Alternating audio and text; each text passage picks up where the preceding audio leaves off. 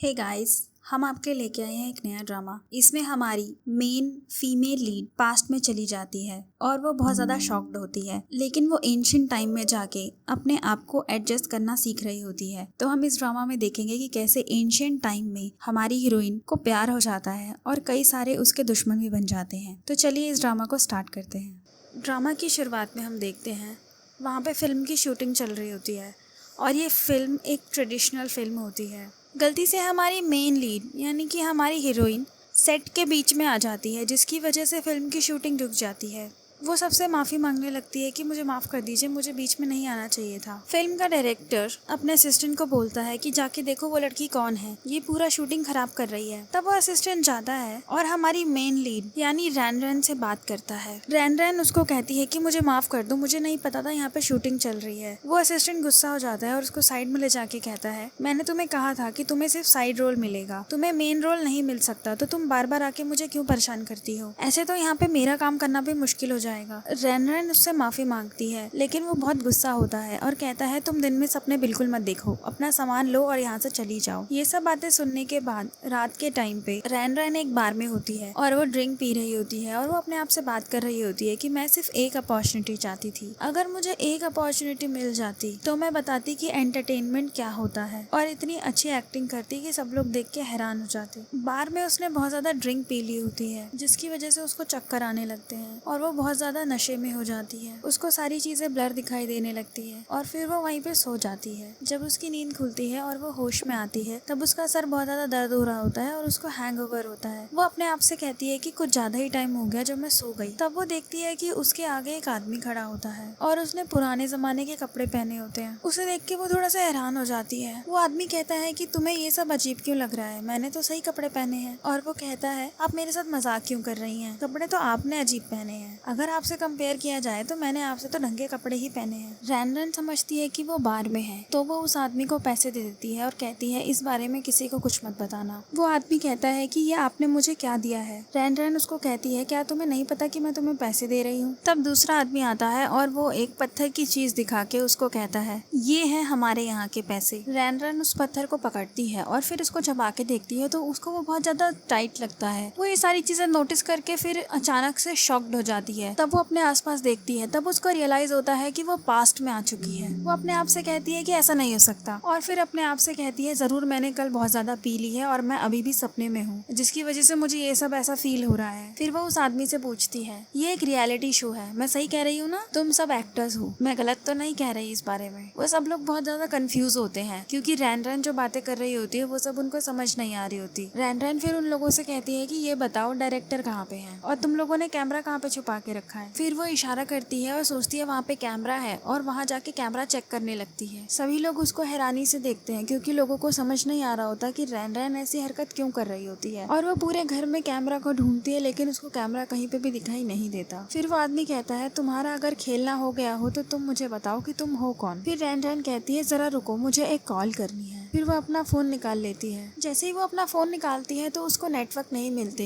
तब वो अपना फोन हवा में करती है, तभी वो आदमी उसका फोन छीन लेता है और कहता है ये क्या नई चीज है, इस पागल लड़की को जो ये ऐसी हरकतें कर रही है हमें अपने सुपीरियर के पास लेके जाना होगा। ये बातें सुन के वो वहाँ से भाग जाती है और फिर जो उसके रास्ते में आता है उसको मारने लगी है और कहती है मेरे पास कोई मत आना, नहीं तो मैं तुम सबको मारूंगी। उसके बाद एक को मार के और धक्का दे के नीचे गिरा देती है और उसके बाद सीढ़ियों से ऊपर भागने लगती है। जब वो ऊपर भाग के आ रही होती है, वहाँ पर एक रूम में हमारा मेन लीड यानी कि क्यू बैठा होता है। वहाँ पर 5 वॉरियर्स होते हैं जो क्यू को धमकी दे रहे होते हैं तूने हमारे भाइयों को मारा है, अब तू मरेगा। फिर उसमें से एक क्यू को धमकी देता है तू इतना शांत क्यों बैठा है, तू उठ के हमसे लड़ाई कर। और फिर उसमें से एक आदमी उसको धमकी देके कहता है कल का दिन तू नहीं देख पाएगा। रैन रैन बाकी लोगों से बचने के लिए उस कमरे में एंटर करती है। जैसे ही वो दरवाजा खोलती है वो आदमी नीचे गिर जाता है। बाकी चारों भाई ये देख के हैरान हो जाते हैं और रैन रैन सीधा जाके क्यू के सामने बैठ जाती है। तब रैन रैन क्यू को देख के उसकी आंखों में खो जाती है। क्यू उससे पूछता है, क्या तुम ठीक हो? तो रैन रैन कहती है, नहीं कुछ नहीं, मैं बिल्कुल ठीक हूँ। तुम्हारा नाम क्या है? फिर रैन रैन कहती है, क्या हम सोशल मीडिया पे ऐड हो सकते हैं एज अ फ्रेंड? तो क्यू कहता है, मैं नहीं जानता कि तुम किस सोशल मीडिया की बात कर रही हो। फिर उसमें से एक आदमी आके कहता है, बुरी लड़की, तेरी वजह से मेरे बड़े भाई इस हालत में हैं। तूने उनको कैसे मारा? तो रैन रैन कहती है, मुझे नहीं पता था कि वो दरवाजे के पीछे ऐसे खड़े हैं और मैंने उन्हें बिल्कुल नहीं मारा है। तो उसका भाई कहता है, तूने ही उसको मारा है, वो गेट पे खड़े थे और तूने उनको धक्का दिया जिसकी वजह से वो गिर गए। रैन रैन कहती है, मैंने तो सिर्फ दरवाजा खोला था, मुझे नहीं पता था दरवाजे के पीछे कौन है, और तुम लोगों के हाथ में तो चाकू है, तो मुझसे ज्यादा खतरनाक तो तुम लोग हो। फिर क्यों कहता है, इस लड़की ने अभी तो बोला कि वो ऐसा नहीं जानती थी कि उसके दरवाजे के पीछे कौन है और ये सिर्फ एक एक्सीडेंट था, इसमें इसकी कोई गलती नहीं है। फिर वो क्यू को मारने के लिए अपनी तलवार उठा लेता है, तो क्यू उस पे अपना सेल्फ डिफेंस करता है जिससे उसकी तलवार नीचे गिर जाती है। फिर वो आदमी कहता है, तू ये बता तूने अभी किया क्या? तो क्यू कहता है, मैंने सिर्फ अपना बचाव किया है। फिर उसके बाद क्यू कहता है, मैं चाहता हूँ कि तुम हमसे डील कर लो। फिर वो आदमी कहता है, तुम दोनों ही बहुत ज्यादा बदतमीज हो। फिर वो लोग वहाँ से चले जाते हैं। जब क्यू और रैन रैन नीचे आते हैं तब रैन रैन कहती है, मैं फ्यूचर से आई हूँ और मुझे नहीं पता था कि मैं ऐसे अचानक पास्ट में कैसे पहुँच जाऊंगी। तो वहाँ का जो आदमी होता है वो कहता है, तुम ये सब क्या बातें कर रही हो, तुम फ्यूचर से कैसे आ सकती हो, ये सब बकवास बातें हैं। रैन रैन कहती है, तुम पुराने जमाने के लोग, तुम्हारी सोच भी कितनी पुरानी है। तो फिर वो आदमी कहता है, तुम क्या बकवास करे जा रही हो? फिर वो आदमी कहता है, मास्टर क्यू हमें बताएंगे कि हमें क्या करना चाहिए, आप बताइए कि क्या ये सच बोल रही है? तो क्यू कहता है कि हो सकता है ये जो लड़की बोल रही है वो सच ना हो, लेकिन इसके हाथ में जो उपकरण है वो हमें नहीं पता कि ये क्या चीज है। फिर वो आदमी कहता है, आप ये तो नहीं कहना चाहते कि आप इस डीमन गर्ल को जानते हैं? हो सकता है कि ये कोई शैतान हो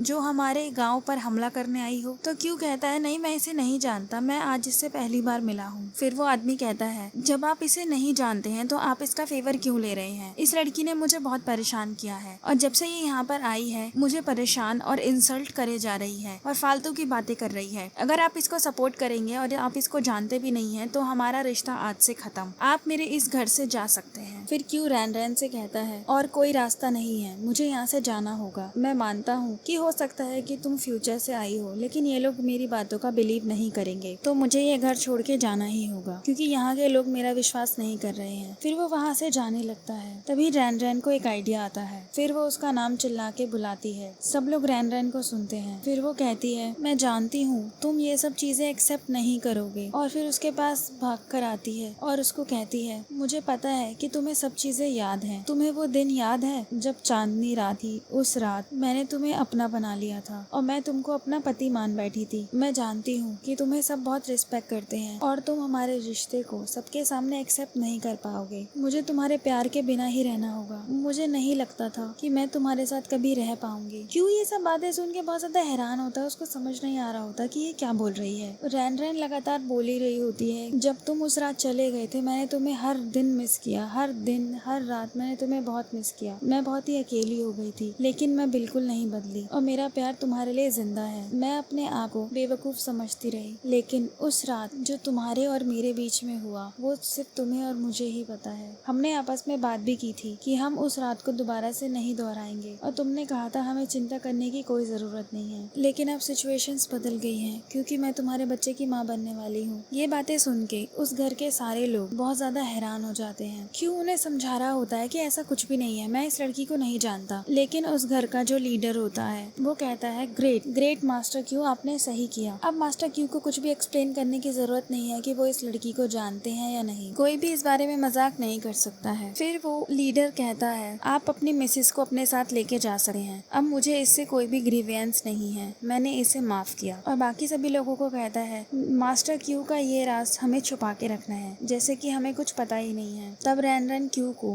कस के पकड़ लेती है और क्यू के साथ साथ चलने लगती है। क्यू एक जंगल से जा रहा होता है। रैन रैन अपना सामान उठा के क्यू के पीछे पीछे चल रही होती है। क्यू कहता है कि तुमने ये सब बातें बोल के बिल्कुल भी अच्छा नहीं किया। तो रैन रैन कहती है, मेरे पास और कोई चारा नहीं था। फिर रैन रैन कहती है, मुझे माफ कर दो और प्लीज मुझे अकेला छोड़ के मत जाओ। फिर क्यू कहता है, अच्छा ठीक है, तुम ज्यादा अब बोलो मत, चुप हो जाओ, मैंने तुम्हें माफ किया और सारी चीजें भूल जाओ। फिर क्यू कहता है, अब तुम आजाद हो, अब तुम यहाँ से भाग सकती हो, तो यहाँ से चली जाओ। तो रैन रैन कहती है, मैं अकेली हूँ और मैं यहाँ पे कुछ नहीं जानती और तुम मुझे कह रहे हो कि यहाँ से चले जाओ, मैं यहाँ से जाऊंगी कहाँ? क्यू कहता है, तुम कहीं पे भी जाओ लेकिन मुझे फॉलो मत करो। फिर वो वो उसका हाथ पकड़ के कहती है, मेरे यहाँ पे कोई भी नहीं है, मैं किसी को नहीं जानती, मैं सिर्फ तुम पे ट्रस्ट कर सकती हूँ, तो मुझे छोड़ के मत जाओ। फिर क्यों कहता है, मेरा हाथ छोड़ो, मैं तुम्हें नहीं जानता और मेरा नाम बुलाना भी बंद करो। तब रैन रैन कहती है, तो मैं तुम्हें हस्बैंड बुला सकती हूँ। जैसे ही वो ये मजाक करती है उसके बाद क्यों के मुंह से खून निकलने लगता है। तो रैन रैन कहती है, मैं तो सिर्फ मजाक कर रही थी, तुम सीरियस कैसे हो गए। जब उसके मुंह से खून निकलता है तब वो देखता है कि उसके दुश्मन वही 4-5 सोल्जर्स आ जाते हैं और वो कहते हैं, जब हम तेरे पास आए थे तो हमने तेरी चाय में पॉइजन मिला दिया था, जिसकी वजह से अब तेरी ये हालत है। अब ये पॉइजन धीरे धीरे तेरे दिल और तेरे लंग्स तक पहुंच के तुझे अंदर ही अंदर खा जाएगा। अगर तू इससे बचना चाहता है तो दाफा हमारे हाथों में दे दे, हो सकता है मेरा मन बदल जाए और मैं तुझे इससे बचने की दवाई दे दूं। फिर क्यों कहता है, अगर तुम चाहो तो दाफा ले सकते हो, लेकिन इस लड़की से तुम्हारा कोई लेना देना नहीं है, तो इस लड़की को जाने देना। जो भी तुम्हारा मैटर है वो मेरे साथ है। उसमें से फिर एक सोल्जर कहता है, आज हम तेरे से दाफा भी लेंगे और इस लड़की को भी कहीं नहीं जाने देंगे, इस लड़की को भी हम ही लेके जाएंगे। क्यों कहता है कि अगर तुम्हारी हिम्मत है तो तुम इसको ले जाके दिखाओ, जब तक मैं हूँ इस लड़की को कोई हाथ भी नहीं लगा सकता। फिर वो रैन रैन से कहता है, लड़ाई शुरू होने से पहले तुम भाग जाओ, मैं जितना टाइम हो सकता है इन लोगों को संभाल के रखूंगा। रैन रैन कहती है, तुम अकेले कैसे करोगे, तुम्हारे अंदर अभी पॉइजन है। तो क्यों कहता है, मैं सब कुछ संभाल लूंगा, तुम बस यहाँ से भाग जाओ। तो रैन रैन वहाँ से अपना सामान लेके भागने लगती है। तब क्यों वहाँ पे लड़ाई स्टार्ट कर देता है। रैन रैन भागते भागते थक जाती है, फिर वो एक जगह पे रुक जाती है। फिर वो अपने आप से बोलती है कि मैं वहाँ से क्यों भागी, ये तो बिल्कुल सही नहीं है, मुझे उसकी मदद करनी चाहिए थी। फिर उसके दिमाग में एक आइडिया आता है। फिर वो मॉडर्न जमाने के एक वेपन जिसमें से करंट निकलता है, रैन रैन पीछे से जाके वो करंट वेपन धीरे धीरे सोल्जर्स को लगा के गिराने लगती है और फिर जाके क्यू के पास खड़ी हो जाती है। क्यू उसको बोलता है कि तुम यहाँ पे क्यों आई। फिर वो सोल्जर्स कहते हैं, तुम मॉन्स्टर लड़की हो, तुमने मेरे भाइयों के साथ क्या किया। क्यू कहता है, तुम्हें यहाँ से भाग जाना चाहिए, इन लोगों की दुश्मनी मेरे से है, तुमसे नहीं। फिर रैन रैन लड़ाई के कुछ मूव्स करती है ताकि वो लोग रैन रैन से थोड़ा डरें और फिर उनको अपने पास बुलाती है। जैसे ही वो लोग उसके पास आते हैं वो दोबारा से उन लोगों को करंट लगा देती है। फिर वो लोग डर जाते हैं और फिर वहाँ से भाग जाते हैं। जैसे ही वो लोग वहाँ से जाते हैं उसके बाद क्यू की हालत खराब होने लगती है और फिर वो बेहोश हो जाता है। रैन रैन उसको एक घर में लेकर आती है और फिर उसकी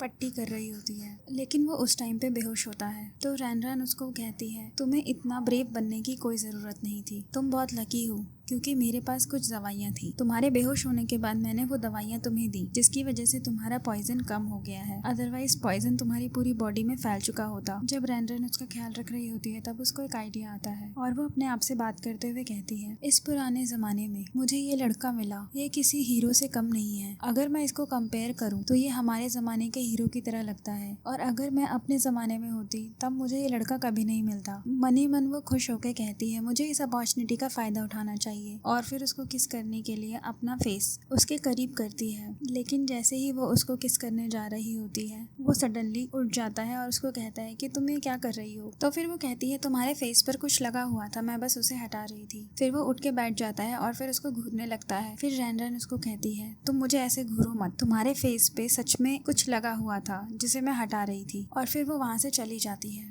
वो दोनों वहाँ से निकल के मार्केट की तरफ निकलते हैं। रैन रैन अब उस जमाने के कपड़े पहन लेती है ताकि कोई उसको अलग ना समझे। जब वो मार्केट में चल रहे होते हैं तो रैन रैन कहती है, मुझे भूख लगी है, मुझे कुछ खाना है। फिर क्यू कहता है, मुझे भूख कभी नहीं लगी है, लेकिन उसके पेट से गुड़गुड़ की आवाज आ रही होती है। तो रैन रैन कहती है, तुम चिंता मत करो, हम जाके कहीं पे कुछ खाते हैं और उसके पैसे मैं दूंगी। फिर वो अपना बैग लेकर आती है और फ्यूचर का सारा सामान स्ट्रीट पे शोकेस की तरह रख देती है और चिल्ला चिल्ला के सारे लोगों को बुलाती है और कहती है, ये रेयर ट्रेजर है, अगर आप इसे खरीदेंगे तो आपको ये कहीं पे भी नहीं मिलेगा। सब लोग अट्रैक्ट होके उसकी तरफ आने लगते हैं। उसके बाद वो एक एक करके अपना सामान सबको दिखाती है और यूज करना बताती है। फिर सभी लोग उसके सामान के लिए बहुत ज्यादा इंटरेस्टेड हो जाते हैं और उसका पूरा का पूरा सामान खरीद के ले जाते हैं। रैन रैन ये बात देख के बहुत ज्यादा खुश हो जाती है क्योंकि उन लोगों ने बहुत सारे पैसे कमा लिए होते हैं। लेकिन क्यू ये बात देख के बहुत हैरान होता है कि इसने इतनी आसानी से इतने पैसे कमा लिए। उसके बाद वो उन पैसों से काफी सारा सामान खरीद के अपने बैग में बंद कर देती है। फिर उसके बाद वो क्यू को कहती है, चलो अब यहाँ से चलते हैं। तो क्यू उससे बोलता है, तुमने अभी अभी इतना सारा सामान बेचा है तो तुम यहाँ से जाना क्यों चाहती हो। और उसके बाद क्यू पूछता है, जो तुमने सामान बेचा है क्या उसमें कोई दिक्कत है। तो फिर रैन रैन बोलती है, अभी तो उसमें कोई दिक्कत नहीं है, लेकिन कुछ टाइम बाद हो सकता है कि उन लोगों को प्रॉब्लम हो सकती है। उसके बाद वो लोग उस गेस्ट हाउस में दोबारा आ जाते हैं और रैन रैन वहाँ पर कुछ लिख रही होती है। तो क्यू उससे पूछता है कि तुम ये क्या कर रही हो। फिर रैन रैन कहती है, मैंने बहुत ध्यान से इस बारे में सोचा, बिजनेस एक लॉन्ग टर्म इन्वेस्टमेंट है और भगवान ने मुझे दूसरा चांस दिया है दोबारा से स्टार्ट करने के लिए, तो मैं इसे अच्छे से करना चाहती हूँ। फिर क्यू कहता है कि आखिरकार तुम करना क्या चाहती हो। फिर हम आके देखते हैं कि वो एक बड़े जमींदार के पास डांस करने के लिए आती है। वहाँ पे और भी कलाकार बैठे होते हैं और वो उसको चैलेंज करते हैं कि तुम हमसे ज्यादा अच्छा डांस नहीं कर सकती। फिर वहाँ के लोग पूछते हैं कि आप कौन सा इंस्ट्रूमेंट लेके डांस करना चाहती हैं। तो रैन कहती है मुझे किसी इंस्ट्रूमेंट की जरूरत नहीं है। तो सारे लोग कंफ्यूज हो जाते हैं कि ये किस तरीके का डांस करना चाहती है। वो अपने फोन में गाना प्ले करने की कोशिश कर रही होती है जिसपे वो डांस कर सके, लेकिन उसका गाना प्ले नहीं हो रहा होता। फिर सभी लोग कंफ्यूज हो जाते हैं और आपस में बातें करने लगते हैं और जो जमींदार होता है वो भी बोलता है कि तुम यहाँ पर हमारा मजाक उड़ाने आई हो। फिर कुछ देर बाद उसका गाना प्ले हो जाता है और वो डांस करना स्टार्ट कर देती है। सब लोगों को उसके गाने का साउंड बहुत पसंद आता है और जब वो डांस कर रही होती है तो बाकी सब भी उसके साथ डांस करना स्टार्ट कर देते हैं। सब लोग उस टाइम पे तालियां बजा रहे होते हैं और जो जमींदार होता है वो भी खड़े होकर डांस करने लगता है। वहाँ पे जो लोग बैठे होते हैं वो उसका डांस देख के बहुत ज्यादा एंटरटेन हो जाते हैं और कहते हैं ऐसा गाना तो हमने पहले कभी नहीं सुना, और उसका डांस देख के बहुत ज्यादा खुश हो जाते हैं। जो वहाँ पे लड़कियां होती हैं वो जेलस होके वहाँ से चली जाती हैं। जमींदार आके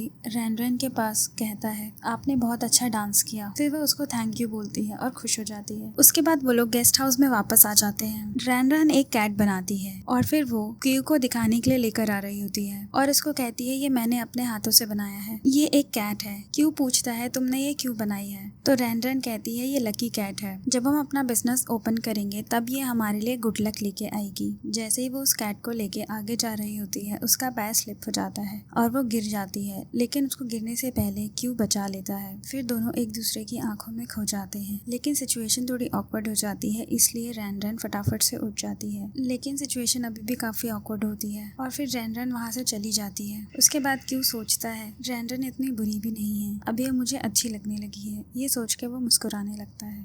फिर वो दोनों अपना नया बिजनेस खोलते हैं। वो एक डांस स्कूल खोलते हैं और अनाउंसमेंट करते हैं कि हमने आज से अपना डांस स्कूल खोला है। तो जितने भी लोग वहाँ खड़े होते हैं रैन उनको कहती है अगर आप हमारे डांस स्कूल में आज आते हैं तो आज आप सभी के लिए चाय और स्नैक्स फ्री हैं। तो जितने भी लोग वहाँ खड़े होते हैं वो सभी रैन के डांस स्कूल में चले जाते हैं। शाम के टाइम पे रैन बहुत ज़्यादा थकी हुई होती है। तब क्यू उसके पास कुछ स्नैक्स लेकर आता है और कहता है तुम आज बहुत थक गई हो, 5 घंटे से तुमने कुछ भी नहीं खाया है और लगातार काम किया है। तो रैन कहती है मैं थकी ज़रूर हूँ लेकिन मुझे आज काम करके बहुत अच्छा लगा। फिर क्यू कहता है अब तुम बैठ जाओ और कुछ खा लो। फिर उसको डिश सर्व करता है और उसके लिए चाय निकालता है। फिर क्यू उसको पूछता है फेमस होना और बिजनेस तुम्हारे लिए बहुत ही इम्पोर्टेंट है। तो रैन कहती है हाँ ये मेरे लिए इम्पोर्टेंट है और तुम इसकी अहमियत नहीं जानते क्योंकि तुम मुझे नहीं जानते हो। सिर्फ फेम और पैसा होना ही मेरे लिए इम्पोर्टेंट नहीं है। फिर उसको अपनी पास्ट की एक चीज याद आती है जिसमें वो एक डायरेक्टर के पास जाती है और उसको कहती है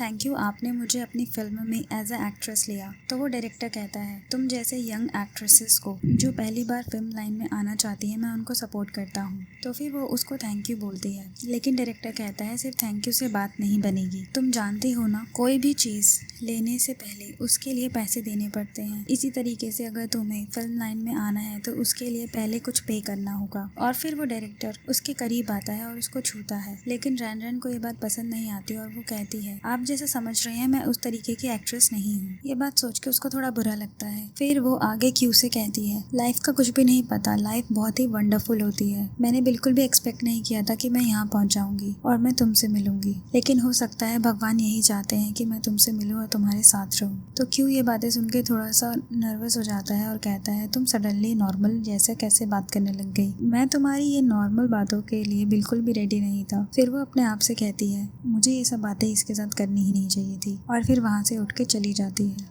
अगली सुबह जब रैन रेडी होकर आती है तब वो अपनी स्टाफ से पूछती है कि तुम यहाँ क्यों खड़ी हो और पूरा ऑडिटोरियम खाली क्यों है। तो उसकी स्टाफ कहती है कल के बाद से आज यहाँ पर कोई भी नहीं आया है। जब से हमने अपना ये स्कूल खोला है आज यहाँ पर किसी ने भी एंट्री नहीं ली है। तो रैन पूछती है हमारा असिस्टेंट कहाँ है, वो सही से एडवर्टाइजमेंट तो कर रहा है। तो वो कहती है वो रोड पे खड़ा होकर अपने स्कूल के बारे में एडवर्टाइज कर रहा है। तब वहाँ पे पो एडवर्टाइजमेंट कर रहा होता है और लोगों को कन्विंस कर रहा होता है, लेकिन लोग उससे कन्विंस नहीं होते। तब रैन पो के पास आती है और उसको कहती है तुम ये एडवर्टाइजमेंट मुझे दो। जब वो देख रही होती है कि किस पे ट्राई करना चाहिए तब उसको वही जमींदार दिखता है और वो उसको कहती है क्या आपको मैं याद हूँ, मैं आपके घर पे डांस करने आई थी, तो क्या आप मेरा डांस स्कूल देखना चाहेंगे? मैंने अभी अभी अपना नया बिजनेस स्टार्ट किया है। तो वो जमींदार बोलता है, ये तो बहुत अच्छी बात है, लेकिन मेरी वाइफ ने मुझे मना किया है कि मैं तुम्हारे से दूर रहूं। अगर मैं तुमसे मिलूंगा तो वो मेरा बहुत बुरा हाल करेगी, और हमने पहले से ही कहीं और डांस के लिए पहले ही बुक किया हुआ है। तो फिर वो कहती है, ठीक है, आप जा सकते हैं। और फिर उसके बाद पो को कहती है, आज के लिए डांस स्कूल बंद कर दो। और फिर उसके बाद वो अंदर चली जाती है। अंदर जाके वो ड्रिंक पीने लगती है। कुछ देर बाद क्यू आता है और वो कहता है,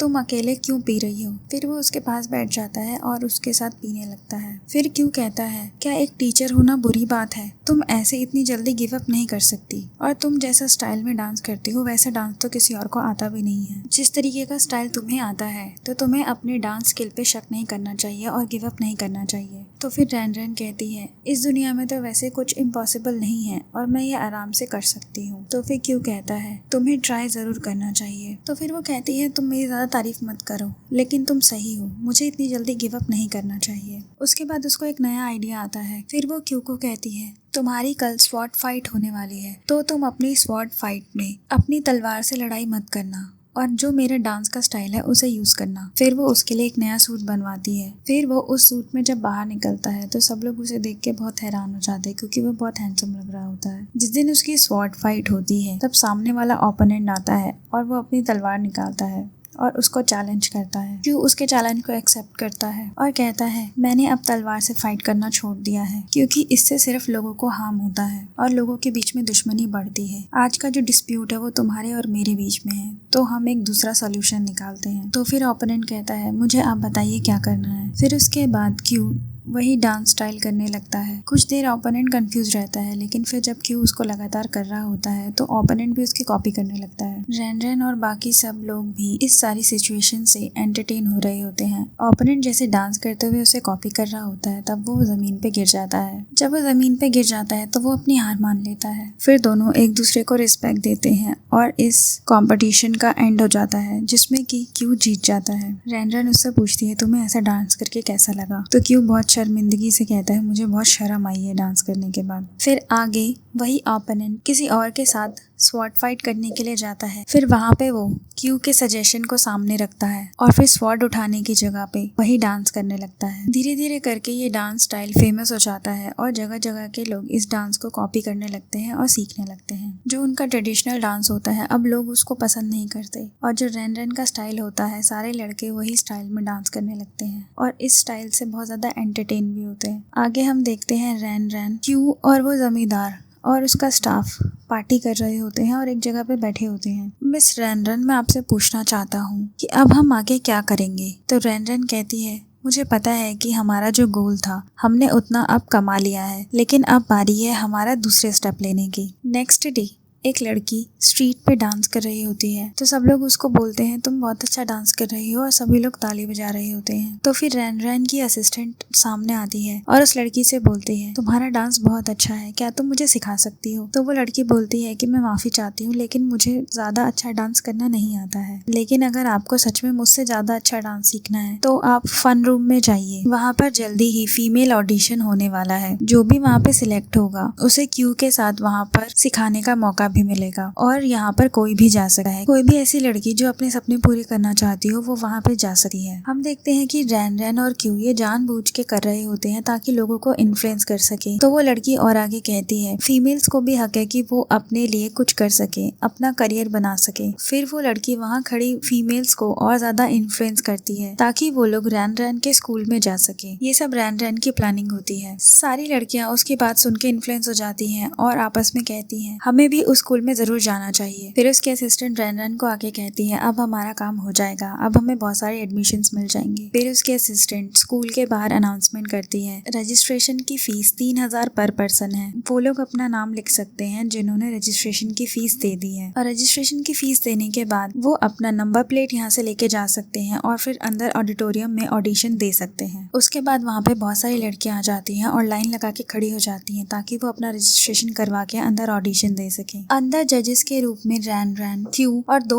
और जजेस बैठे होते हैं और वो ऑडिशन ले रहे होते हैं। तभी एक बूढ़ी अम्मा आती है और वो वहाँ पर खड़ी हो जाती है। तब रैन रैन कहती है, आप शायद गलत जगह पर आ गई हैं, यहाँ पर सुपर वुमन के ऑडिशंस चल रहे हैं। तो फिर वो बूढ़ी अम्मा कहती है, बचपन से मेरा सपना था कि मैं हीरोइन बनूं। फिर सब लोग थोड़ा ऑकवर्ड हो जाते हैं और सोचते हैं कि हमें क्या बोलना चाहिए। तो फिर रैन रैन कहती है, कैसा रहेगा कि हम अगली बार के लिए आपको सिलेक्ट करके रखें, तब हम आपको बुलाएंगे, आप ग्रैंडमा का रोल कर सकती हैं। तो वो बूढ़ी अम्मा गुस्सा हो जाती है और कहती है, तुम अपना रोल अपने पास रखो, मैं कोई बुढ़िया का रोल नहीं करूंगी। फिर वहाँ से चली जाती है। तब हम आगे देखते हैं कि रैन रैन की असिस्टेंट काउंट कर रही होती है कि उसको रजिस्ट्रेशन की फीस से कितने पैसे कलेक्ट हुए। तब वो रैन रैन को बताती है कि आज हमने बहुत ही अच्छा कलेक्शन किया। तो फिर रैन रैन कहती है, अभी तो हमने कुछ स्टार्ट किया भी नहीं है, अभी तो सिर्फ डांस फॉर्म फेमस हुआ है, अब हमने ड्रामा के लिए ऑडिशंस भी ले लिए हैं, जब ये ड्रामा स्टार्ट होगा तब हमें और प्रॉफिट होगा। तो रैन रैन की असिस्टेंट कहती है, सुपर वुमन पहले ही बहुत ज्यादा फेमस हो चुका है और ये पॉपुलर भी है, तो क्यों ना हम अपने रेट्स बढ़ा दें ताकि हमें और भी फायदा हो सके। तब रैन रैन कहती है, हम ऐसा नहीं कर सकते, अगर सुपर वुमन पॉपुलर हो रहा है तो इसका मतलब ये नहीं है कि हम लोगों से और ज्यादा पैसे लेंगे। अगर हमने ऐसा करना शुरू किया तो फिर हमें लॉस भी हो सकता है। उसके बाद रैन रैन कहती है, आज के लिए बहुत काम हो गया, अब हमें रेस्ट करना चाहिए। नेक्स्ट डे दोबारा से वो ऑडिशन लेना स्टार्ट करते हैं। तब एक लड़की आती है, वो बहुत ही अजीब डांस कर रही होती है, जिसे देख के वो सारे के सारे बहुत ज्यादा बोर हो जाते हैं। फिर वो और भी ज्यादा ऑडिशंस लेते हैं, जिसमें से वो 3 लड़कियों को सिलेक्ट करते हैं और फिर रैन रैन कहती है, तुम हमारी मेन लीड्स हो, तुम तीनों अब से हमारे ड्रामा का चेहरा हो, अब तुम लोग कोई इंडिविजुअल आइडेंटिटी नहीं हो, तुम अब एक साथ ही रिप्रेजेंट की जाओगी। तो जब भी तुम बाहर निकलो तो एकदम केयरफुली रहना और अपने आप को अच्छा प्रेजेंट करना। दूसरी ओर जो ट्रेडिशनल डांस स्कूल होता है और जो ट्रेडिशनल डांस परफॉर्म करते हैं, वो लोग अपने डांस ऑडिटोरियम में सबको इन्वाइट कर रहे होते हैं, लेकिन कोई भी वहाँ पे नहीं आ रहा होता। तब उसमें से एक लड़की आकर अपने सीनियर डांसर्स को बताती है कि मैंने बहुत लोगों को बोला लेकिन कोई भी यहाँ आने के लिए रेडी नहीं है, सब लोग अब वो दूसरे स्टाइल वाला डांस देखना चाहते हैं। दूसरी ओर हम देखते हैं कि रैन रैन के ऑडिटोरियम में वो 3 लड़कियां नए डांस स्टाइल का डांस परफॉर्म कर रही होती है और उन्हें देखने के लिए बहुत सारे लोग इकट्ठे हो रखे होते हैं और वो लोग बोल रहे होते हैं कि ये बहुत अच्छा डांस कर रही हैं। सब लोग एंजॉय करते हैं। उसके बाद तीनों डांसर्स का परफॉर्मेंस खत्म हो जाता है और वो लोग चली जाती हैं, लेकिन लोग डिमांड कर रहे होते हैं कि हमें अभी और डांस देखना है। तो रैन रैन की असिस्टेंट सामने आती है और अनाउंसमेंट करती है कि हमारी अभी डांसर्स रेस्ट करने के लिए गई हैं, लेकिन अगर आप चाहते हैं कि वो और अच्छे से डांस करें और उनको अप्रिशिएट करना चाहते हैं तो उनके लिए ये गिफ्ट्स ले सकते हैं। फिर वो पर्दा हटा के गिफ्ट्स को शो करती है और फिर एक एक करके सबका प्राइस बताती है और कहती है कि अगर आप ये गिफ्ट उनको देंगे तो वो लोग और अच्छे से डांस करेंगी। फिर सब लोग बहुत ज्यादा एक्साइटेड हो जाते हैं और फिर उसके बाद पैसे देके वो गिफ्ट्स खरीदने लगते हैं ताकि वो अपनी फेवरेट डांसर्स को दे सके। वो लड़की अपने सीनियर्स को ये सब बातें बता रही होती है, जिसके कुछ चोटें भी लगी होती है। फिर वो अपने सीनियर्स को सजेस्ट करती है, हमें इस कंप्लेन को लेके अपने मजिस्ट्रेट के पास जाना चाहिए, वो जरूर हमारे लिए स्टैंड लेंगे, जिससे हम रैन रैन के डांस ऑडिटोरियम को सबक सिखा सकेंगे। तब उसकी सीनियर कहती है कि नहीं, हमें अभी वहाँ नहीं जाना चाहिए, मैंने सुना है उन लोगों का एक नया शो आने वाला है, हम उस शो में उनको सबक सिखा देंगे। फिर हम आके देखते हैं कि ये शो वाली रात होती है जहाँ पर सभी लोग आकर वेट कर रहे होते हैं। वहीं दूसरी ओर रैन रैन अपने डांसर्स को कहती है, तुम्हें नर्वस होने की जरूरत नहीं है, बिल्कुल आराम से नॉर्मली डांस करना, अपने आप पे भरोसा करना और अच्छे से डांस करना। तभी उसके असिस्टेंट आती है और वो रैन रैन को कहती है, एक बहुत बड़ा ट्रबल हो गया है क्योंकि हमने जो म्यूजिशियन बुक किया था वो अब आज नहीं आने वाला। उसने बोला है कि वो आज नहीं आ सकता, लेकिन उसने कोई रीजन नहीं बताया। तभी ट्रेडिशनल डांस वाला ग्रुप आ जाता है और वो रैन रैन को कहता है, हमें लगता है तुम्हें कुछ प्रॉब्लम हो गई है, तुम कहो तो हम तुम्हारे लिए म्यूजिशियन बन सकते हैं। तो रैन रैन कहती है, ये नाइट आज हमारी नाइट है और हमारी परफॉर्मेंस में तुम लोग टांग मत अड़ाओ और जरूर तुमने ही हमारे म्यूजिशियन को यहाँ आने से रोका होगा। तो उनकी लीडर कहती है, हमने उन्हें मना नहीं किया, ना ही हमने उन्हें फोर्स किया है कि वो लोग यहाँ पर ना आए, हमने तो बस उनको प्रॉमिस किया है कि हम उनको 3 गुना अमाउंट देंगे अगर वो हमारी बात मानेंगे, और हमने उन लोगों को अपने लिए बुक कर लिया। उसके बाद वो रैन रैन को कहती है, हमने म्यूजिशियन अपने लिए बुक कर लिया, उसके लिए हमें माफ करना। और फिर उसके बाद वो स्टेज की तरफ चले जाते हैं। रैन रैन उनकी ये हरकत देख के बहुत ज्यादा गुस्सा हो जाती है और फिर रैन रैन कहती है, तुम लोग सच में मेरे साथ खेलना चाहते हो तो मैं तुम्हें बताती हूँ कि गेम कैसे खेलते हैं। और और फिर उसके बाद क्यू के कान में कुछ कहती है। जब ट्रेडिशनल डांस ग्रुप स्टेज पे परफॉर्मेंस दे रहा होता है तो सब लोग उसको एंजॉय कर रहे होते हैं। उसके बाद क्यू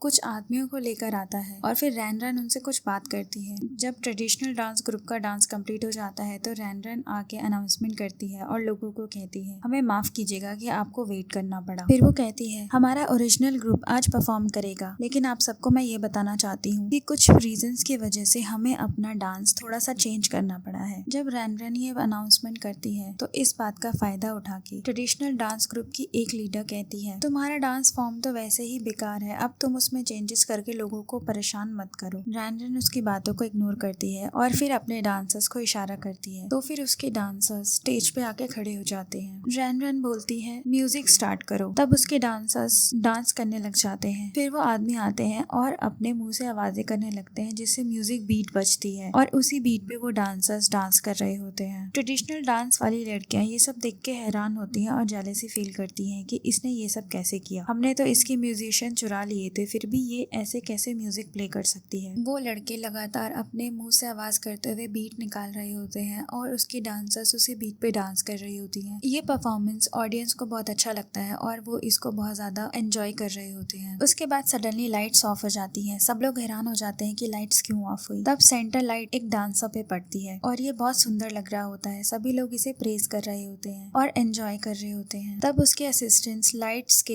इफेक्ट्स लगा के उस डांस परफॉर्मेंस को और ज्यादा अच्छा बना रहे होते हैं। तो रैन रैन ये देख के बहुत खुश हो जाती है क्योंकि ऐसा डांस परफॉर्मेंस पहले किसी ने नहीं दिया होता। आगे हम देखते हैं रैन रैन क्यू को खाना खिला रही होती है तो क्यू ये देखकर बोलता है, तुम मुझे एक पपी की तरह से क्यों ट्रीट कर रही हो, मेरे अपने हाथ भी है, मैं अपने हाथ से खाना खा सकता हूँ। तो रैन रैन कहती है, हमारे टाइम में तो ऐसा ही होता है, अगर कोई किसी को पसंद करता है तो वो उसको अपने हाथ से खाना खिलाता है। हर किसी को ऐसा मौका नहीं मिलता कि लड़की उसको अपने हाथ से खाना खिलाए। फिर क्यू कहता है, अगर तुम्हारे टाइम में ऐसा होता है तो तुम मुझे खिला सकती हो। फिर उसके बाद रैन रैन उसको दोबारा से खिलाने की कोशिश करती है। फिर वो उसके साथ मजाक करती है और उसको खाना नहीं खिलाती। तभी असिस्टेंट पो आके रैन रैन को कहता है कि बाहर कुछ ऑफिशियल्स आए हैं और आपको बुला रहे हैं। तो रैन रैन और क्यू दोनों बाहर चले जाते हैं। वहाँ बहुत सारे ऑफिशियल्स खड़े होते हैं। रैन रैन जब बाहर आती है तो वो बोलती है, मैं ही इस डांस स्कूल की टीचर हूँ और मैं ही सब कुछ मैनेज करती हूँ, बताइए मैं आपके लिए क्या कर सकती हूँ। तो वो ऑफिशियल कहता है, आपको मेरे साथ कोर्ट चलना होगा। तो रैन रैन कहती है, मैं माफी चाहती हूँ, लेकिन क्या आप मुझे बता सकते हैं मैंने क्या अपराध किया है। तो वो ऑफिशियल कहता है,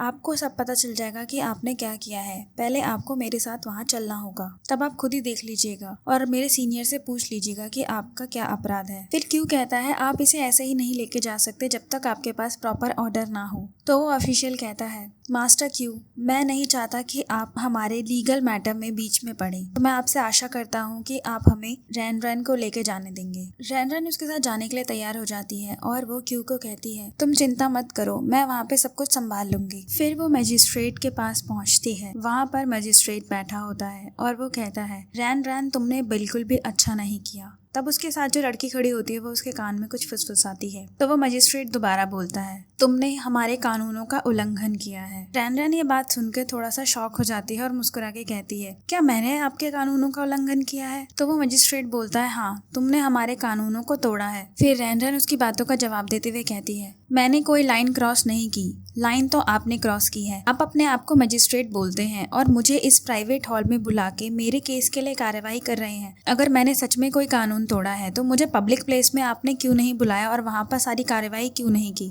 इस बात का जवाब उस मजिस्ट्रेट के पास नहीं होता। तब उसके पास खड़ी लड़की उसके कान में कुछ बोलती है। तो मजिस्ट्रेट बोलता है, रैन रैन तुमने कानून तोड़ा है और तुम ट्रायंगल स्क्वायर की मालकिन हो और तुमने साथ ही साथ ट्रेडिशनल डांस और सिंगिंग को चैलेंज भी किया है, जिसकी वजह से ट्रेडिशनल डांसिंग और सिंगिंग पे बहुत ही इफेक्ट पड़ा है। यहाँ का मजिस्ट्रेट होने के नाते मैं लोगों की केयर करता हूँ और मैं चाहता हूँ ऐसा कोई भी उल्लंघन किसी के भी द्वारा ना हो, इसलिए तुम पर ये केस लगा गया है। तुमने हमारे कानूनों का उल्लंघन किया है और अब तुम्हें ये केस फेस करना होगा। क्या तुम मानते हो तुमने हमारे कानूनों का उल्लंघन किया है। तो फिर रैन रैन कहती है, मैं आपके समय के कानूनों को नहीं जानती और ये कोई अपराध नहीं है कि अगर मुझे किसी भी कानून के बारे में नहीं पता। क्या आपने इसके बारे में कभी सुना है कि अगर किसी को कानून के बारे में नहीं पता और वो उसका उल्लंघन करता है तो ये उसको पनिशेबल नहीं होता, उसकी ये बात सुन के मजिस्ट्रेट थोड़ा सा कंफ्यूज हो जाता है और उसको पता नहीं चलता कि उसको क्या रिप्लाई करना चाहिए। फिर वो लड़की दोबारा से उस मजिस्ट्रेट के कान में कुछ कहती है और फिर वो मजिस्ट्रेट कहता है, हमारे यहाँ पर ऐसा कुछ भी नहीं होता। तुम्हारी हिम्मत कैसे हुई कि तुमने मुझे चैलेंज करने की कोशिश की? तुम्हें मेरी रिस्पेक्ट करनी चाहिए और यहाँ पर जो लॉ चल रहे हैं तुम्हें उनको मानना चाहिए। तो बताओ तुम अपनी गलती मानती हो कि नहीं मानती हो? तो रैन कहती है, अगर मैंने अपनी गलती मान भी ली तो मुझे कौन पनिश करेगा? ये कोई अपराध नहीं है। फिर वो ऑफिसर कहता है, हमारे यहाँ पर डांस करना और सिंगिंग करना ये सभी ट्रेडिशनल ग्रुप को दिए गए हैं और उनकी परमिशन के बिना यहाँ पर कोई भी ना तो सिंगिंग और ना ही दूसरा डांस कर सकता है। और तुमने अपना डांस स्कूल खोला वो भी उनकी परमिशन के बिना, तो ये हमारे रूल्स को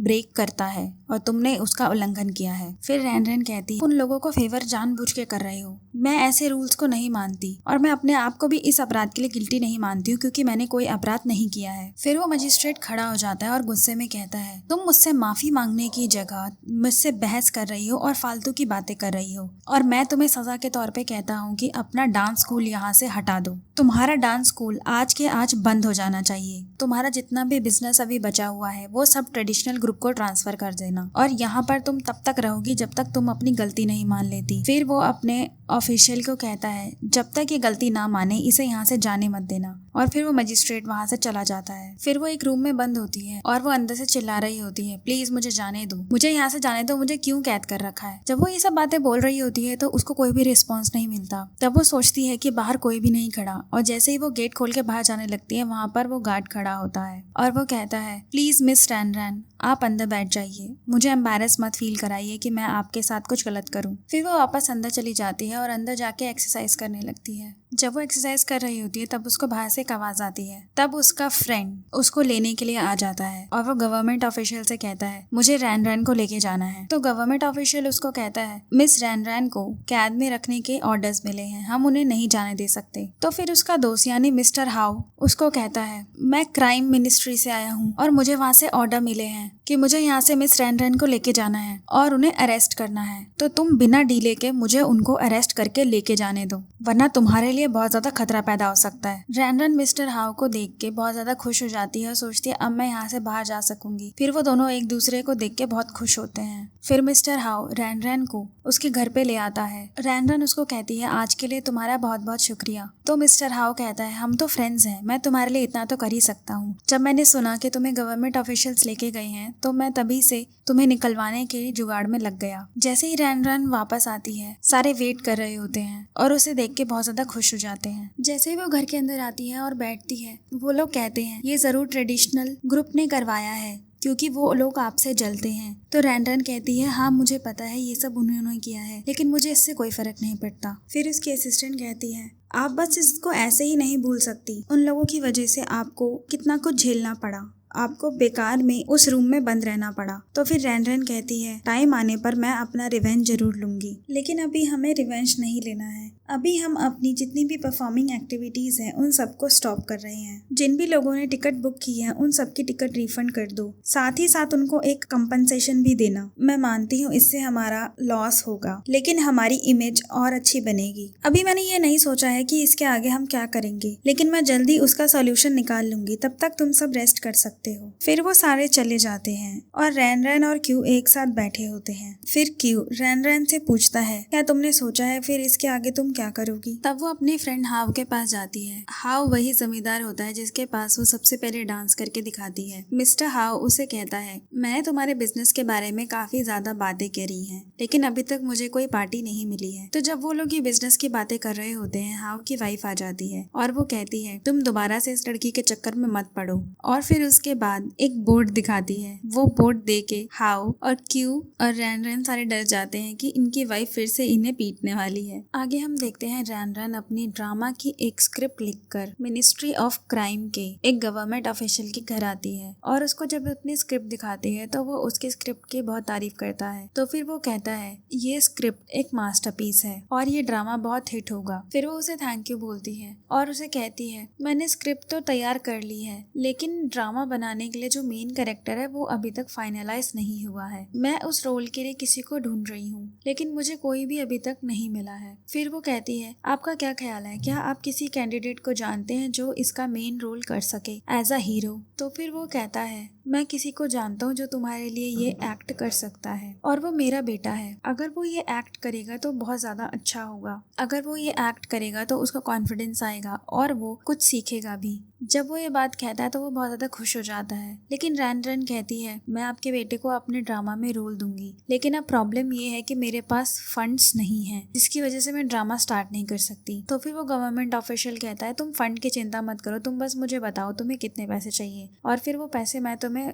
स्पॉन्सर कर दूंगा। फिर वो खुश हो जाती है और उसको थैंक यू बोलती है। आगे हम देखते हैं, जो वो ड्रामा का स्क्रिप्ट लेकर आई होती है, वहाँ पर उसकी रिहर्सल चल रही होती है। जो हीरोइन होती है वो एक डांसर बनती है, और जो हीरो होता है वो उस गवर्नमेंट ऑफिशियल का बेटा होता है। लेकिन उसको सही से एक्टिंग करनी नहीं आ रही होती, जिसकी वजह से रैन रैन का पूरा स्टाफ बहुत परेशान होता है। और फिर उसका बेटा बहुत ज्यादा इरिटेट हो जाता है। तब वो रैन रैन के पास भाग के आता है और कहता है, तुम्हारी स्क्रिप्ट बहुत बेकार है, अब मैं इसमें कोई भी काम नहीं करूंगा। और फिर वहाँ से गुस्सा होके चला जाता है। रैन रैन और क्यू एक दूसरे को देख के हैरान हो जाते कि अब हम क्या करें, अगर ये हमारे ड्रामा से निकल जाएगा तो हमें फिर फंड्स नहीं मिलेंगे। फिर रैन रैन उसके बेटे के पास आती है और कहती है, मैंने स्क्रिप्ट को दोबारा से तैयार किया है और अब तुम्हारे लिए ये और इजी हो गया है, तो तुम इसे आराम से प्ले कर सकते हो। वो बात सुन के वो बहुत ज़्यादा खुश हो जाता है और कहता है, अब मैं ज़रूर ट्राई करूँगा, तुमने ये स्क्रिप्ट बहुत अच्छी लिखी है। मैं कभी भी हीरो नहीं बना था, लेकिन अब मैं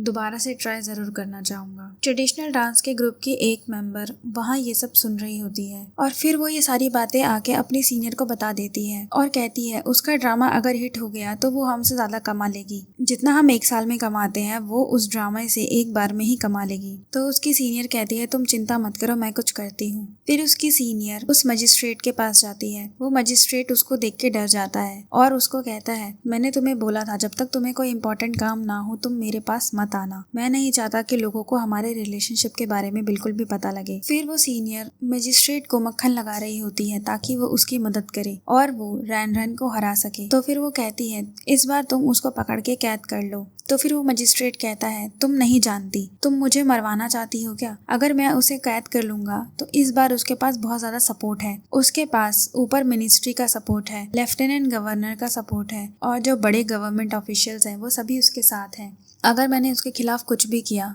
तो वो मुझे जिंदा नहीं छोड़ेंगे। ये बात सुनकर वो निराश होकर वापस जा रही होती है। तब मजिस्ट्रेट के पास जो लड़की खड़ी होती है वो उसको पीछे से रोक लेती है और कहती है, तुम रुक जाओ, मुझे तुमसे कुछ बात करनी है। वो सीनियर उससे पूछती है कि तुम कौन हो? तो वो लड़की कहती है, ये मैटर नहीं करता कि मैं कौन हूँ, लेकिन मैं तुमसे एक बात कहना चाहती हूँ, हम दोनों का दुश्मन एक ही है और वो है रैन रैन। वो सीनियर उससे पूछती है, और मैं तुम पे भरोसा क्यों करूं? तुम मेरा साथ क्यों दे रही हो? तो फिर वो लड़की कहती है, जैसी तुम्हारी सिचुएशन है तुम्हारे पास मेरे पे भरोसा करने के अलावा और कोई रास्ता भी नहीं है। आगे हम देखते हैं, अगली सुबह रैन रैन ऑडिशंस ले रही होती है। रैन रैन जब ऑडिशन ले रही होती है तो वहाँ पर एक लड़का आता है और वो बहुत तेजी से भागता हुआ आता है और फिर उसके बाद रैन रैन को कहता है, क्या तुम ही यहाँ की बॉस रैन रैन हो? तो रैन रैन हाँ करती है। तब वो कहता है, मुझे यहाँ पर तुमको मारने के लिए भेजा गया है, और फिर अपनी स्वॉर्ड उठा के टेबल को काट देता है। लेकिन तभी एक बांसुरी की आवाज आने लगती है। वो बांसुरी क्यू बजा रहा होता है और क्यू फिर सामने आ जाता है। तो फिर वो लड़का कहता है, तुम हमारे बीच में मत पड़ो,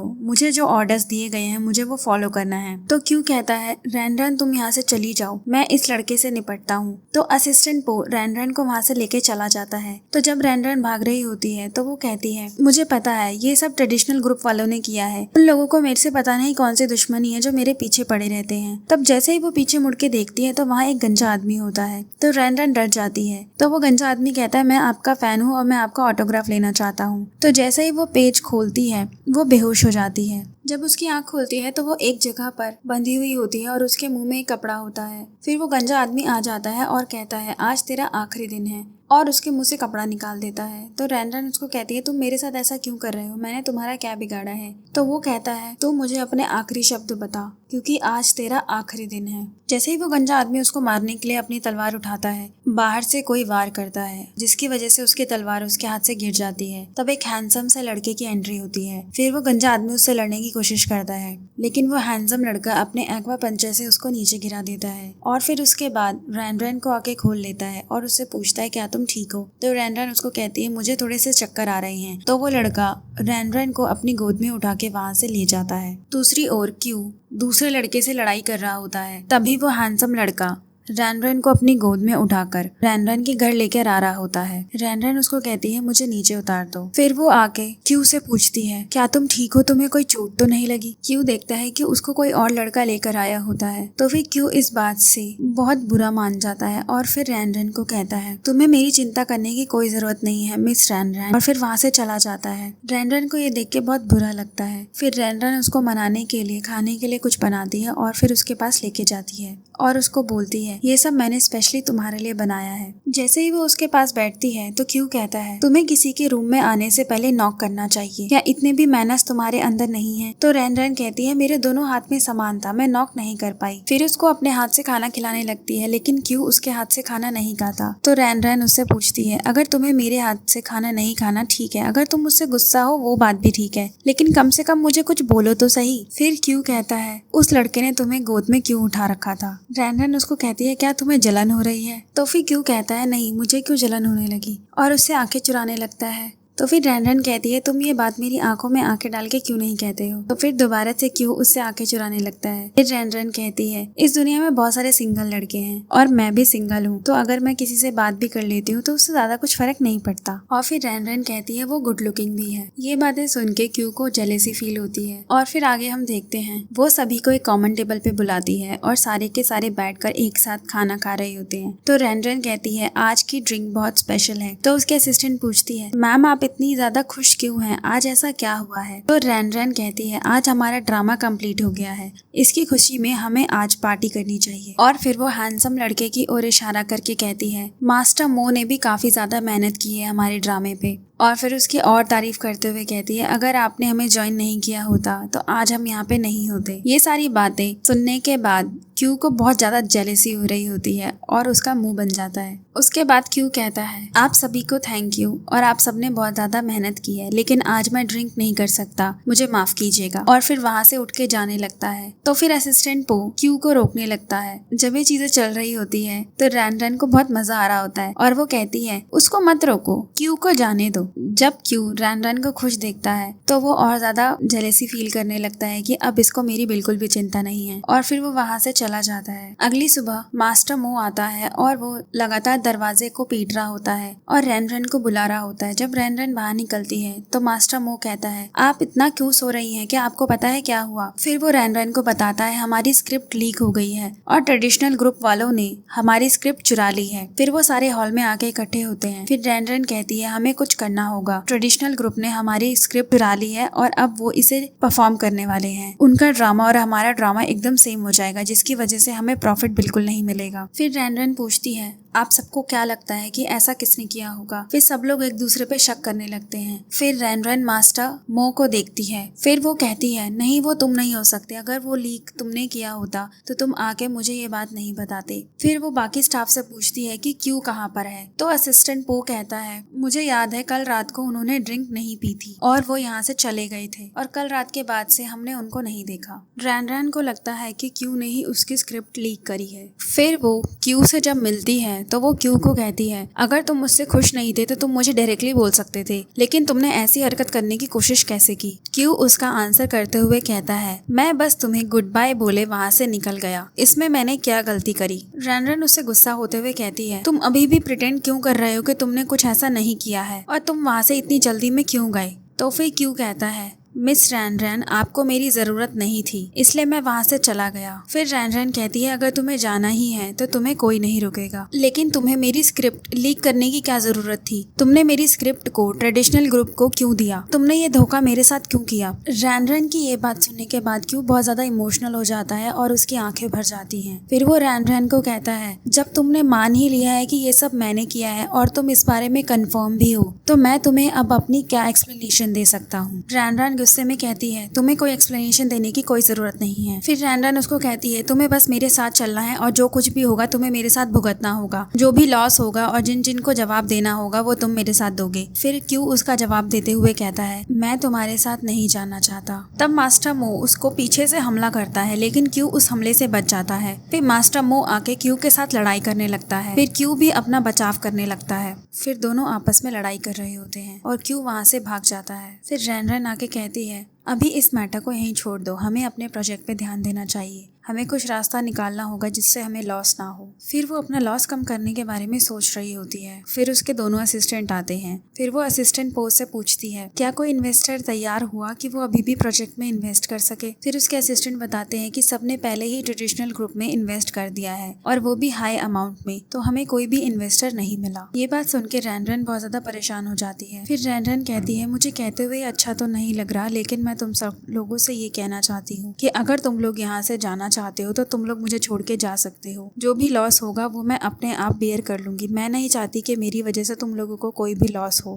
तुम लोग अच्छे से सोच लो, तुम्हें अभी जाना है तो तुम जा सकते हो। फिर असिस्टेंट पो कहता है, मुझे आपको छोड़ के जाना होगा, और फिर रोते हुए वहाँ से चला जाता है। फिर बाकी सब भी वहाँ से चले जाते हैं। रैन रैन अकेली हो जाती है और मास्टर मो वहीं होता है। फिर रैन रैन अपने आप से कहती है, मुझे लगता है मैं एकदम बेकार हूँ, और उसकी आंखों में आंसू आ जाते हैं और वो कहती है, मैं कुछ भी नहीं कर सकती। भगवान ने मुझे दूसरा चांस दिया था, लेकिन मैंने सब खराब कर दिया। फिर वो कहती है, मेरे पास अब कुछ नहीं बचा है, क्या तुम भी उन लोगों के साथ जाना चाहते हो। तो वो मना कर देता है। फिर रैन रैन कहती है, मैंने ये कभी नहीं सोचा था कि मेरे मुश्किल के पलों में सिर्फ तुम मेरे साथ होगे। तो फिर वो मुस्कुराने लगता है और फिर वो रैन रैन को कहता है, तुमने शायद मेरे बारे में गलत सुना है, मैं तुम्हारी साइड पे नहीं हूँ। रैन रैन ये बात सुन के थोड़ा शॉक्ड हो जाती है। तभी वो लड़की आ जाती है जो कि मजिस्ट्रेट के पास खड़ी होती है उस दिन। फिर वो लड़की आके कहती है, बहुत टाइम हो गया रैन रैन, मैं तुमसे मिली नहीं हूँ। तो रैन रैन फिर पूछती है कि तुम कौन हो, मैं तुम्हें नहीं जानती। तो फिर वो लड़की कहती है, हाँ तुम तो बहुत अच्छी लड़की हो, तुम सब चीजें भुला देती हो और लोगों को माफ कर देती हो, लेकिन ये मैटर नहीं करता। अब तुम्हारे पास कुछ भी नहीं है, तुम्हारी इस अच्छाई का क्या फायदा, लेकिन मैं सेटिस्फाइड हूँ। फिर रैन रैन समझ जाती है कि ये सब इसी लड़की का किया धरा है। वो लड़की बोलती है, ये सब मैंने करवाया है। और वो लड़की ये भी कहती है कि मैंने ये सब इसलिए किया क्योंकि मैं तुम्हें वही सबक सिखाना चाहती थी जो मैंने पेन फील किया था। फिर रैन रैन कहती है, मास्टर मो, मैंने तुम्हें अपना समझा था, लेकिन तुमने मुझे धोखा दिया। फिर वो कहता है, मैं शुरू से तुम्हारे साथ नहीं था, लेकिन तुमसे इतना भी पता नहीं लगाया गया। फिर वो लड़की कहती है, अब हमें इसे अकेला छोड़ देना चाहिए, अब ये अपने पेन में खुद ही तड़पती रहेगी। फिर वो लड़की कहती है, तुम इस धोखे को एंजॉय करो। फिर वो दोनों उसको अकेला छोड़ के वहाँ से चले जाते हैं। आगे हम देखते हैं कि मास्टर मो उसी ड्रामा का रिहर्सल कर रहा होता है और अब ये ड्रामा ट्रेडिशनल ग्रुप रिहर्सल करवा रहे होते हैं। आगे हम देखते हैं कि मास्टर मो एक जगह पे ड्रिंक पी रहा होता है और उसके साइड में कुछ लोग होते हैं जो कि उसके बारे में बात कर रहे होते हैं और उसका मजाक उड़ा रहे होते हैं, क्योंकि ड्रामा में जो एक्ट वो कर रहा होता है वो बहुत ज़्यादा ही अजीब सा होता है। तो बाकी लोग उसका मजाक उड़ा रहे होते हैं। वो लोग उसको ड्रामा की तरह नहीं लेते और उसका बात बात पे मजाक उड़ाते हैं। ये चीज़ें सुन के उसको बहुत ज़्यादा हर्ट होता है, लेकिन उसको ये नहीं पता होता कि वो लोग जानबूझ के ऐसा कर रहे हैं ताकि उसको चिढ़ा सके। इसकी वजह से वो बहुत ज़्यादा डिस्टर्ब हो जाता है। जब वो रास्ते में जा रहा होता है तो लोग उसे देख देख के उसका मजाक उड़ा रहे होते हैं और वो ये सारी बातें सुनता है तो उसको बहुत ज़्यादा बुरा लग रहा होता है। और इन अफवाहों की वजह से उसकी शादी भी टूट जाती है और उसका फादर इन लॉ उस पर बहुत ज़्यादा गुस्सा भी करता है और उसके मुंह पे दरवाज़ा बंद कर देता है, जिसकी वजह से उसे बहुत गुस्सा आ रहा होता है। दूसरी ओर हम देखते हैं कि जो ट्रेडिशनल ग्रुप होता है वो मास्टर मो के इस बिहेवियर से बहुत ज़्यादा परेशान होता है। जितने भी इन्वेस्टर्स होते हैं वो सब अपना पैसा वापस मांग रहे होते हैं, लेकिन वो पैसा अब इन लोगों के पास नहीं होता कि ये उनको दे सके, जिसकी वजह से ट्रेडिशनल ग्रुप बहुत ज़्यादा परेशान होता है। फिर वो उसी लड़की को बोलते हैं कि अब तुम कोई सॉल्यूशन निकालो। जब वो रात के टाइम स्ट्रीट से जा रहा होता है तब उसको सामने क्यू और रैन रैन एक साथ दिखाई देते हैं। वो उन दोनों को एक साथ देख के चौंक जाता है और सोचता है कि इन दोनों की तो लड़ाई हो रखी थी, तो ये एक साथ कैसे हो गए। फिर उसके बाद मास्टर मो कहता है, तुम आखिरकार मुझसे जीत ही गई। लेकिन वो कहता है, मैं जानना चाहता हूँ कि तुझे मेरी आइडेंटिटी के बारे में कैसे पता चला। फिर वो कहती है, हमें पहले से पता था कि तुम हमारे साथ नहीं हो और तुम हमें कभी न कभी धोखा दोगे, इसलिए हमने जानबूझ के वो सब चीजें की ताकि तुम अपना असली चेहरा हमें दिखा सको। जब हम सबने बेहोश होने का नाटक किया तब तुम वहाँ से चले गए और हमारी स्क्रिप्ट को लीक कर दिया, जिससे हमें पता चल गया तुम ही धोखेबाज हो। तो फिर मास्टर मो कहता है, ठीक है, मैं तुमसे माफी मांगता हूँ जो चीजें मैंने की, लेकिन अब तुम्हारा और मेरा हिसाब बराबर हो गया है। आगे हम देखते हैं कि रैन रैन रैन उस लड़की के पास आती है और उसको पूछती है, तुम आखिर हो कौन? अगर मैं तुम्हारा चेहरा नहीं देखूंगी तो मुझे कैसे पता चलेगा कि मेरा एनिमी है कौन? फिर वो अपना नकाब हटा के अपना फेस दिखाती है तो रैन उसको पहचान जाती है। फिर रैन उसको बोलती है, दुरियन तुम यहाँ पर कैसे पहुंची? तब रैन को पुरानी बात याद आती है जहाँ पर वो दोनों होते हैं और वहाँ पर डायरेक्टर आता है और दुरियन को बोलता है, मैं तुम्हारे लिए कार अरेंज करवाता हूँ, तुम हॉस्पिटल जाओ। तो दुरियन कहती है कि नहीं, मैं हॉस्पिटल नहीं जाना चाहती, मैं परफॉर्म करूंगी। तो डायरेक्टर कहता है, नहीं, तुम पहले अपनी तबीयत ठीक करो, उसके बाद परफॉर्म करना। और फिर वो डायरेक्टर रैन को लेके चला जाता है। रैन उसको कहती है, तुम चिंता मत करो, मैं सब कुछ संभाल लूंगी, और वहाँ से चली जाती है। दुरियन रैन को कहती है, जब से वो हादसा मेरे साथ हुआ है तुम्हारे पास जो कुछ भी है वो मेरा है, क्योंकि तुमने मेरी उस दिन अपॉर्चुनिटी ले ली, तो अब तुम्हारे पास जो कुछ भी है वो सब मेरा है और मैं तुमसे वो सब चीजें छीन लूंगी और तुम्हें बिल्कुल भी जीतने नहीं दूंगी। तो रैन कहती है, तुमने मुझे गलत समझा है। लेकिन दुरियन रैन की बात नहीं सुनती और कहती है, अब बहुत ज्यादा लेट हो चुका है तो तुम मुझे कोई भी एक्सप्लेनेशन मत दो। रैन कहती है, तुम्हें मेरे साथ ऐसा करने की कोई भी जरूरत नहीं है, तुम मेरी दोस्त थी और मैंने तुम्हारे साथ कुछ भी बुरा नहीं किया है, तुम्हें जो कुछ भी पता है वो सब कुछ आधा सच है। वो कहती है, मुझे तुम्हारी कोई भी बात नहीं सुननी, मुझे बस तुम कल के कंपटीशन में मिलो। नेक्स्ट डे वहाँ पर कंपटीशन स्टार्ट हो जाता है। फिर होस्ट आके वहाँ के रूल्स और रेगुलेशंस बता देता है। वहाँ पे जजेस भी बैठे होते हैं जो कि डिसाइड करेंगे कि कौन जीता है और कौन हारा है, और जो जीतेगा उसको एंटरटेनमेंट मास्टर का टाइटल कोर्ट के द्वारा मिलेगा। फिर कंपटीशन स्टार्ट हो जाता है। तब दुरियन खड़ी होती है और वो रैन को चैलेंज करती है। फिर रैन कहती है, मैं तैयार हूँ, सबसे पहले म्यूजिकल इंस्ट्रूमेंट जो है वो कंपटीशन में जाएंगे। रैन की साइड से क्यू आगे जाता है और अपनी फ्लूट बजाता है। उसकी फ्लूट सुनने के बाद सारे जजेस आपस में बात करने लगते हैं। जो ओपोनेंट होता है वो भी इंस्ट्रूमेंट प्ले करने लगता है। फिर जजेस थोड़ा कंफ्यूज हो जाते हैं कि किसको पॉइंट्स ज्यादा देने चाहिए। क्यू जब फ्लूट बजा रहा होता है तो उसकी फ्लूट से ओपोनेंट रुक जाता है, लेकिन क्यू उस टाइम पे फ्लूट बजाता रहता है। तब जो रेफरी होता है वो कहता है, तुमने उस पे अटैक किया है, तुम्हें कंपटीशन से निकाला जाता है। फिर वो अपनी डांसर को आगे भेजती है, लेकिन वो डांसर जाके दुरियन के ग्रुप में ऐड हो जाती है और कहती है, दुरियन मैम ने मुझे ज्यादा पैसे देने का वादा किया है। फिर रैन उसको कहती है, कोई बात नहीं, तुमने अपना चूज किया है, ये तुम्हारा डिसीजन है। और फिर रैन दुरियन को ये भी बोलती है, मैंने जीतने के लिए तुम्हारे जैसी चालें नहीं चली हैं, मैं सीधे तरीके से जीतना चाहती थी, लेकिन तुमने तो जीतने के लिए कितनी साजिशें की हैं। दुरियन कहती है, तुम सीधी हो, इसमें मैं कुछ नहीं कर सकती, लेकिन मैं जीतने के लिए कुछ भी कर सकती हूँ। दुरियन रैन की डांसर को ही रैन के अगेंस्ट डांस करने के लिए भेजने लगती है। तभी अचानक मास्टर मो स्टेज पे एंट्री लेता है और वो कहता है, मुझे अपना बदला लेना है, बहुत टाइम हो गया मिस रैन, मैंने आपको नहीं देखा, तो मैं आज आपसे बदला लेने आया हूँ। रेफरी बीच में आके कहता है, तुम ऐसे बीच में इंटरफेयर नहीं कर सकते हो, तो वो रेफरी को गिरा देता है और फिर सारे जजेस पे भी हमला कर देता है और रैन को कहता है, अब तुम्हारी बारी है, तुम आके मुझसे फाइट करो, मुझे तुमसे पुराना हिसाब चुकता करना है। क्यों उससे लड़ने के लिए आगे जाता है। रैन अपने बाकी स्टाफ को वहाँ से हटा देती है और कहती है, तुम लोग यहाँ से चले जाओ, यहाँ पर बहुत ज्यादा डेंजरस सिचुएशन है। दुरियन उसको कहती है, तुम यहाँ पर क्यों रुकना चाहती हो। फिर मास्टर मो क्यू से लड़ाई करने लगता है और फिर अपने स्टेप्स करता है। क्यू उसको लगातार डिफेंड कर रहा होता है और फिर दोनों आपस में फाइट करने लगते हैं, लेकिन क्यू को उसके ब्लेड्स लग जाते हैं जिसकी वजह से क्यू नीचे गिर जाता है। फिर मास्टर मो रैन को देखता है। फिर रैन एक्टिंग करना शुरू करती है और हंसने लगती है और फिर ऐसे एक्टिंग करती है जैसे उसके अंदर कोई भूत घुस गया हो, और फिर वो दुरियन को भी अपने एक्टिंग में शामिल कर लेती है और वो भी एक्टिंग करने लगती है कि उस भूत ने उस पे हमला किया है। फिर वो जाके क्यू पे हमला कर देती है और मास्टर मो को कहती है, अच्छा हुआ तूने इन सबको मारने में मेरी मदद की, अब तू मेरे साथ रहेगा या फिर मैं तेरी भी हालत इन लोगों की तरह कर दूं। मास्टर मो इस चीज से डर जाता है और कुछ देर के लिए शॉक्ड हो जाता है। तब वो हंसने लगती है और तभी सोल्जर्स आ जाते हैं और वो मास्टर मो को पकड़ लेते हैं। आगे हम देखते हैं दुरियन